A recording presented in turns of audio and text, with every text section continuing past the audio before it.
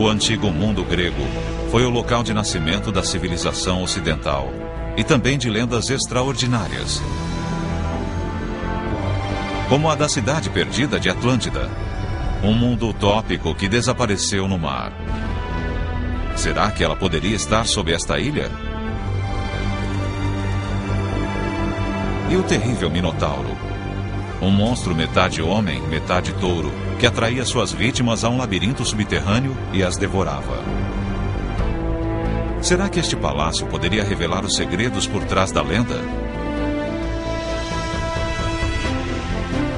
Como o santuário religioso de Zeus deu origem aos Jogos Olímpicos que ainda celebramos atualmente? Em Delfos, havia o oráculo místico que permitia aos antigos gregos prever o futuro. Qual era o segredo por trás de suas previsões? A imaginação grega criou o primeiro teatro e a engenhosidade grega a primeira arena acústica. Como eles conseguiram projetar um palco de som insuperável até hoje? O Colosso de Rhodes foi a estátua de bronze mais alta já construída. Como eles conseguiram colocá-la de pé, ela que chegava a incríveis 30 metros de altura?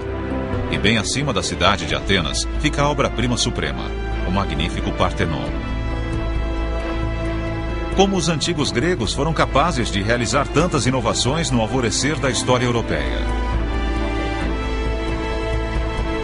As 7 maravilhas da Grécia Antiga.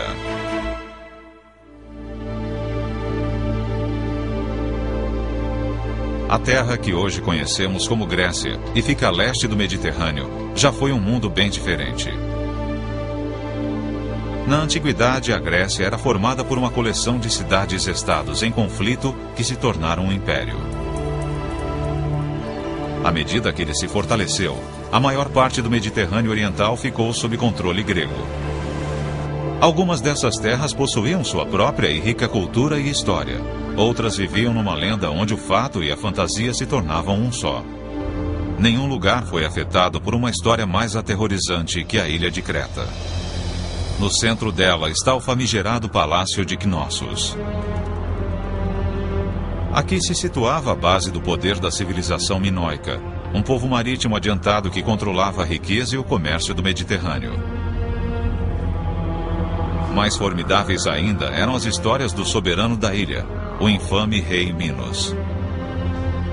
Segundo a mitologia grega, ele construiu um labirinto para prender um monstro. Metade homem, metade touro, o Minotauro foi o resultado chocante da união entre um touro sagrado e a esposa infiel do rei.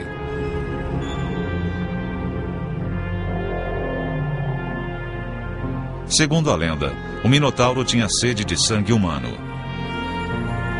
Como soberano dos mares, o rei Minos forçou os gregos a enviarem 7 rapazes e moças para serem sacrificados. E de acordo com a lenda, eles foram levados ao labirinto para serem devorados vivos.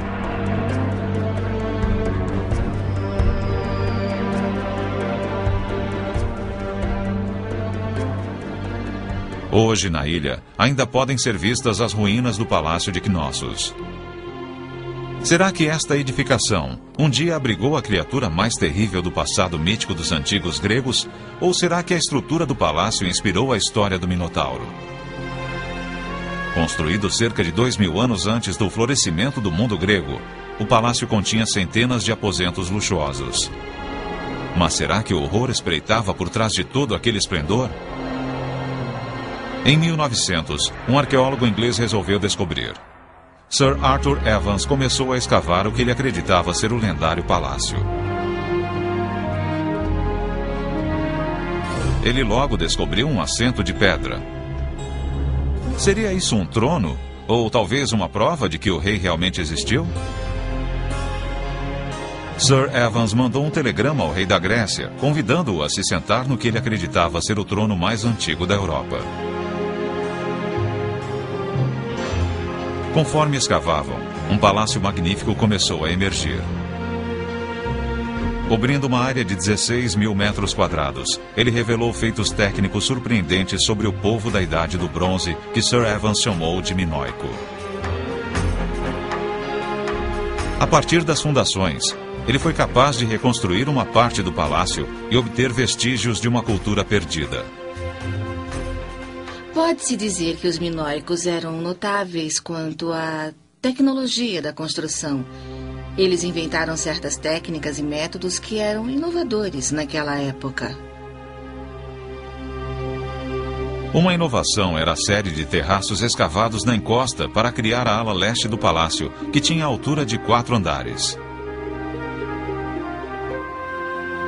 Outra foi a grande escadaria que levava ao interior do palácio. Ela era sustentada por pilares de cedro.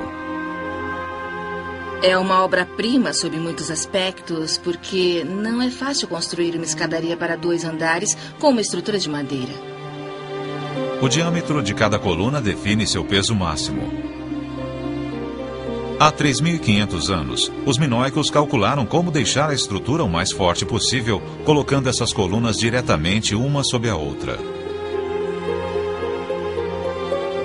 E eles superaram todas as outras civilizações contemporâneas no domínio da luz, usando iluminação dirigida e janelas numa escala jamais vista antes. Para controlar a luz e o espaço interno, os antigos arquitetos criaram um sistema inovador de portas.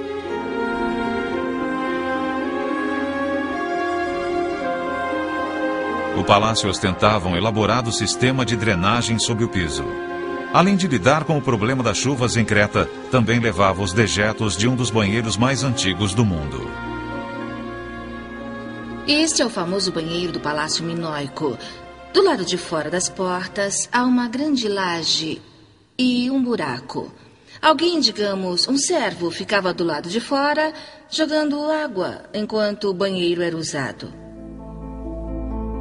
Levando ao palácio, havia as primeiras estradas pavimentadas da Europa, construídas mais de 1000 anos antes dos romanos. Havia até calçadas para os pedestres. Estava claro que Knossos ficava no centro de uma civilização muito sofisticada. Então, por que Sir Arthur Evans a ligou ao mito do Minotauro em seu labirinto?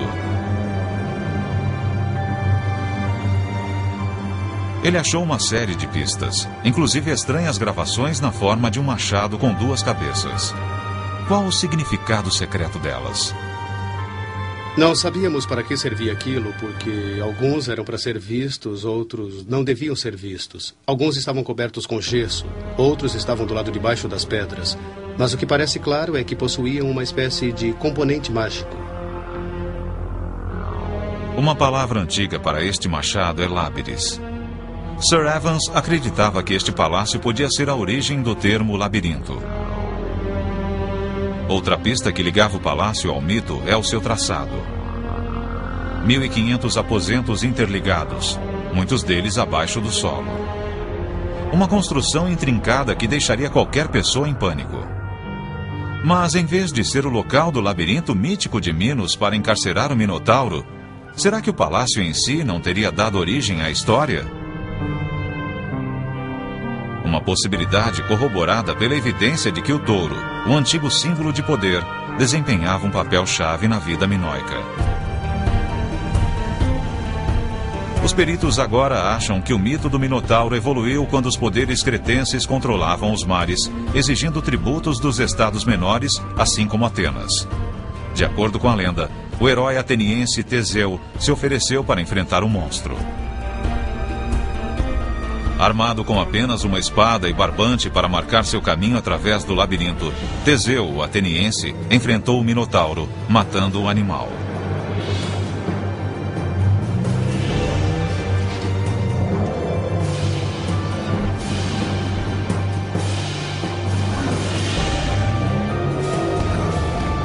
Os atenienses promoveram essa história. Ela os fez parecer vitoriosos. Mas, na verdade, Atenas nessa época era apenas uma pequena cidade, enquanto o poderoso palácio de Knossos florescia. E se o rei Minos só existiu numa lenda, quem foi que se sentou neste trono? As lendas antigas deram cor à opinião de Sir Arthur sobre a cultura minoica. Hoje acreditamos que uma sacerdotisa possa ter se sentado aqui, porque em outras representações artísticas sempre vemos uma mulher, sacerdotisa ou deusa, com grifos heraldicamente colocados a seu lado. O rei Minos pode ter sido um mito, mas o Palácio de Knossos, de 3.500 anos, ainda provoca admiração nos visitantes atuais.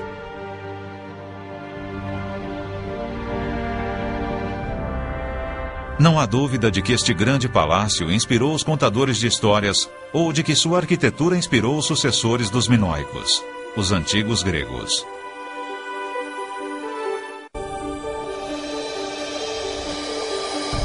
Foi descoberto que uma remota encosta em Delfos tinha poderes especiais.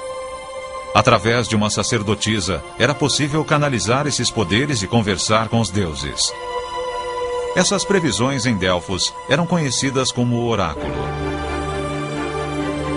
Logo, milhares de gregos fariam peregrinação a esse misterioso refúgio na montanha para descobrir seu futuro. Prever o futuro tornou-se um grande negócio. O oráculo gerou uma grande fonte de renda, e esta remota encosta se tornou tão importante que as cidades-estados gregas tinham embaixadas e tesourarias aqui. Havia a riqueza dos bancos suíços e a autoridade do Vaticano. Tudo num só lugar, porque Delfos possuía muitos tesouros. Tesouros dedicados aos deuses, para a glória do homem. Delfos era considerado o centro do mundo grego. Ele se tornou um enorme sítio arquitetônico. O escritor romano Plínio observou 3.000 monumentos ali. O mais importante era o grande templo de Apolo. Ali era o centro do oráculo.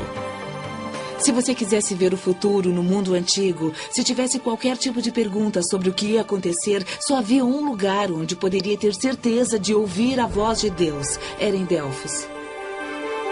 Numa sociedade tão supersticiosa, o oráculo era consultado sobre qualquer assunto.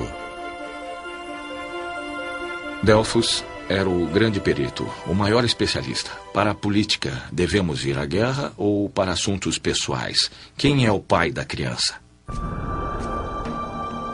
A dificuldade para se chegar ao oráculo servia para acentuar sua mística. Mas por que localizar o complexo de 600 metros sobre uma encosta? A razão está numa lenda, que diz que um bando de cabras foi quem primeiro experimentou o poder místico de Delfos. Enquanto pastavam na encosta, abaixo do Monte Parnasso, as cabras foram dominadas por vapores adocicados. Segundo a história, as cabras começaram a falar. Suas palavras foram interpretadas como profecias, e nascia a crença no oráculo de Delfos. Em Atenas, no século VI a.C., um político chamado Clístenes acreditou que pudesse usar o oráculo a seu favor. Ele precisava melhorar seu status político, então resolveu construir um templo em Delfos, onde os vapores mágicos apareceram. Ele o dedicou a Apolo, o deus que podia prever o futuro. Construí-lo não foi uma tarefa fácil. O local estava a 600 metros de altura e o solo era íngreme. A primeira tarefa foi construir um muro de contenção de pedras para um terraço imponente com cerca de 20 metros de largura por 55 metros de comprimento. As colunas eram feitas de calcário local. Querendo parecer bem aos olhos de Apolo, Clístenes mandou construir uma fachada esplêndida de mármore importado. Ele acreditava que a despesa valia a pena. Estava ansioso para ter o oráculo ao seu lado e assim conseguir apoio político em Atenas. Seu gesto foi recompensado. Segundo a lenda, Clístenes foi abençoado com a boa sorte e sua carreira evoluiu muito.